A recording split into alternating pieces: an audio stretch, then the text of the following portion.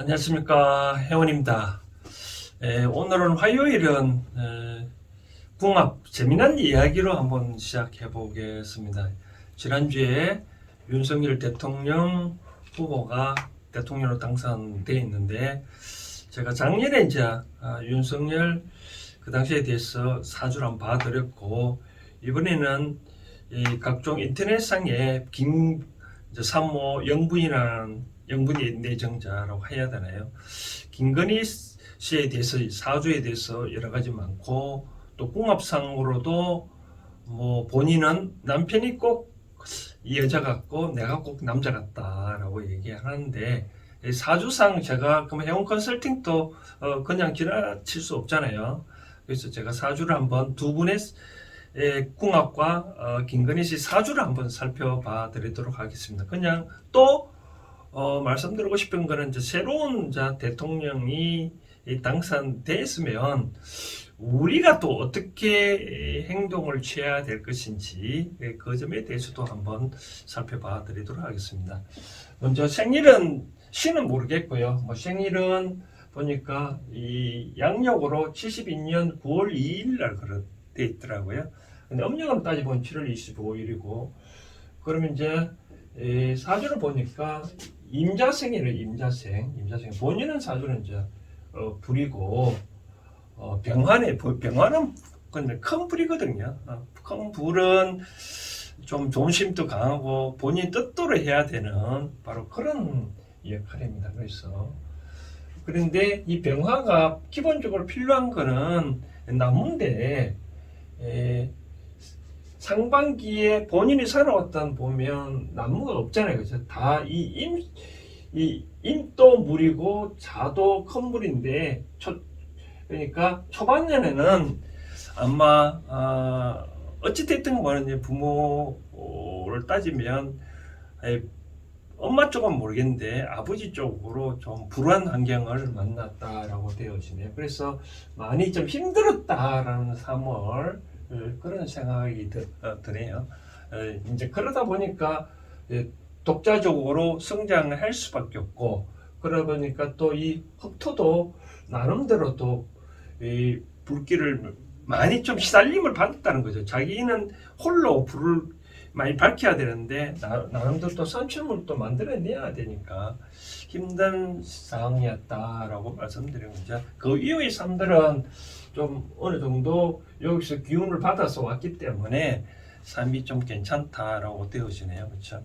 그러면 이제 이 궁합상으로 보면 뭐 둘 다 그 궁합을 먼저 봐드린다면, 이 윤석열 대통령 당선인은 이 경금인데 이 임수잖아요. 그래서 물론 이 물은 금에서 나오기 때문에 또 요게 또 이 그 금은 또 나중에 또 물을 만들어내기 때문에 우리 그 궁합을 보면 좀 괜찮다고 보여집니다. 그래서 화려한 어떤 커플이다 볼 수 있는데, 다만 이 경금이 물을 만드니까 오히려 남자 쪽에서 먼저 대시를 하는 그런 역할을 보여주네요. 언론 시장도 보니까 뭐 이 윤 대통령 당선자가 나이 차가 보니까 12살 전에 똑같은 쥐띠니까 12살 차이니까 나이 차이가 많이 나가지고 포기를 하고 명함 받았는데, 명함 속에 나오는 이메일을 기억하고 있다가 이메일로 뭐 프로포즈 했다고 그런 얘기가 들리는데, 아무튼 이 남자 쪽에서 먼저 많이 좀 대시를 했는 것 같다라고 좀 느껴지네요. 근데 이제 속궁합을 보면 이 외형적으로는 안 맞지만, 그러나 속궁합이 이제 쉽게 말해서 속궁합이 그거죠. 뭐 예를 들어서 이 겉으로는 아닌 척하면서도 안쪽으로는 금과 토가 있기 때문에 사실 이 속궁합도 쉽게 말해서 뭐 초저녁 뭐 한밤중 아침이라면, 초저녁은 뭐 그런 것 같고 한밤중에 무르익을수록 궁합은 잘 타오른다라고 하는데, 이제 이 관련자 이 영부인으로서 어떤 역할을 할 수 있을지를 제가 살펴봐야 된다면, 본인의 사주는 불이잖아요. 상대의 사주는 금이거든요. 금은 어떻게 보면 이 큰 칼은 가진 사람 천방지축으로 날뛸 수가 있거든요. 근데 불이 자제를 한단 말이죠. 그렇죠? 그래서 보면 사주상 둘이 궁합을 하는 어떤 봤었을 때 야당의 역할을 좀 병화가 할 수도 있지 않겠나 하는 생각도 해주네요. 그래서 금이 막무가내로 좀 만약에 칼을 휘두른다면 안에서 그러지 말라고 그러면 내가 힘을 발휘해서 상대를 다칠 수도 자제를 시킬 수 있는 그런 힘을 좀 가지고 있다라고 보여지네요. 그러니까 궁합상으로는 이런 경우에 만약에 저같이 뭐 결혼을 시킬 건가 말 건가라고 봤었을 때는 저는 뭐 결혼을 해도 괜찮다라고 오늘 보여진다라고 말씀드리는. 그럼 이런 경우는 어떻게 하냐면 가급적이면 이 경금은 이 병화 안쪽의 말을 잘 듣고 또 다듬어서 어떤 일을 추진하면 자기가 원하는 칼을 휘둘러서 목표를 달성할 수 있는데 요 부른 말을 잘 안 들으면 조금 안 좋다라고 보여지네요. 이제 끝으로 제가 말씀드리고 싶은 사항은 대통령으로 당선된 사람들에서 우리는 어떻게 해야 될 건가라고 봤었을 때 저는 그런 생각이 들어집니다. 이제 저도 사실 윤 당선자한테는 이제 별로 호감을 안 갖는 그 이유는 저도 이제 법대 출신이고 과거에 했는 행적들을 법 이론 구성을 보면 좀 안 맞는 구석이 있거든요. 뭐 예를 들어서 청와대에서 안기부 예산 타간 것이 국고 손실죄라고 얘기를 하는데 저는 뭐 그런 법 이론 구성이 좀 안 맞다. 왜 그러냐면 이제 뭐 이 예산이라는 것은 전용이라는 게 있을 수 있거든요.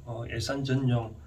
그 예산을 갖고 와서 나한테 착복을 했다 그러면 진짜 국고 손실죄죠, 그렇죠? 뭐 업무상 횡령죄도 되고 업무상 배임죄도 될 수 있는. 근데 거기 청와대에 흘러가서 국가 예산으로 쓰여졌다면 쓰임시에를 살펴보고 그것이 만약에 국가에 쓸 수밖에 없는 그런 했다는 하면 예산 전용으로 봐야지 그걸 국고 손실죄로 이론을 구성했다는 것은 좀 잘못됐다라고 말합니다. 그렇기 때문에 저는 별로 뭐 호감을 안 가는데 그래도 이제 우리가 대통령 됐다 누가 됐든 간에 대통령 됐다는 것은 우리 일차적으로는 이제 밀어줘야 된다 이거죠. 우리가 앞으로 5년 동안에 정치인은 제가 말씀드리고 싶은 거는 결국은 투표로서 결단을 해야 되거든요. 현재 우리가 이번에 정권이 바뀐 것도 문재인 대통령의 여러 가지 치적에 대해서 불만이 많으니까 일단 정권을 바꿨잖아요. 그죠? 그러면 어떻게 하냐면 5년 동안 열심히 하도록 뒤에서 도와주라는 거죠. 근데 못마땅하다면 그냥 가만히 있을지언정 반대는 하지 말라는 거죠. 예를 들어서 제가 어저께 노노 방송할 때도 어떤 사람에 대해서 물어보면 그 사람에 대해서 칭찬할 거 있으면 칭찬하고 뭐 비판할 거 있으면 굳이 말하지 마라. 부지야. 나는 오로지 그 사람에 대해서 모른다고 얘기하라 했잖아요. 그렇죠? 그래서 일반적으로 공무원도 두 가지가 있거든요. 우리가 이제 시험 붙여서 들어오는 공무원과 정치적인 공무원, 정무직 공무원 있잖아요. 그런 사람들은 국민들한테 투표로서 결정을 짓기 때문에 이제 이 사람들이 이제 정부직 말고 일반직 공무원들은 잘못하면 뭐 벌을 줘야 되고 그렇지만 정무직 선출직 공무원들은 투표로서 응징을 해야 되거든요. 그렇기 때문에 현재 대통령 당선이 우리가 성공을 하기를 원한다면 우리는 적극적으로 밀어줄 필요 있고 마음에 안 드는 우리가 침묵을 할지언정 뭐 끝까지 뭐 반대를 한다든지 데모를 한다든지 그러면 이 우리나라의 역사는 항상 이 뭐랄까요 뭐 항상 당쟁이 심했다잖아요. 그죠? 당쟁 심한 와중에서 그렇게 하면 별로 성장을 안 하잖아요. 그렇죠?